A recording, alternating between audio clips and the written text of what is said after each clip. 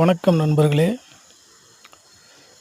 இதுதாங்க மனோரஞ்சிதம் பூ மரம். இதில் என்ன அதிசயம் அப்படின்னு பார்த்தோம்னா, தேவலோக மலர்கள் அப்படின்னு சொல்லக்கூடிய மலர்களில் இந்த பூவும் ஒன்று.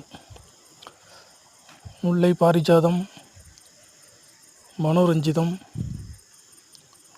அதுபோல் மலர்களில் செண்பகம், அதுபோல் பூக்களில் இந்த பூ ஒன்று. இது இறைவனுக்கு மிகவும் பிடித்தமான ஒரு பூ. இந்த பூவில் என்ன அதிசயம் அப்படின்னாக்கா, ஒரு பூ காய் மாதிரி பச்சையாக இருக்கும். அது பூத்ததுக்கு பிறகு மஞ்சள் நிறத்தில் இருக்கும். மஞ்சள் நிறம் வந்ததுக்கு பிறகு அந்த மஞ்சள் நிறத்தில் பூவில் ஒரு 6 இதழ்கள் இருக்கும். காயை பார்த்தீங்களா? இதில் என்ன அதிசயம் அப்படின்னு பார்த்தோம்னா, ஒரு பூ தாங்க பூக்கும். அந்த ஒரு பூவில் 10க்கும் மேற்பட்ட காய்கள் வரும். இந்த உலகத்திலேயே இந்த பூவுக்கு தான் அந்த தன்மை இருக்குது அப்படின்னு நான் நினைக்கிறேன்.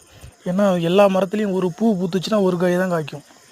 இந்த மரத்தில் மட்டும்தான் ஒரு பூ பூத்து அந்த ஒரு பூவில் 6 இதழ்கள் வரும். அந்த 6 இதழ்களில் பல 10க்கும் மேற்பட்ட காய்கள் உருவாகுது.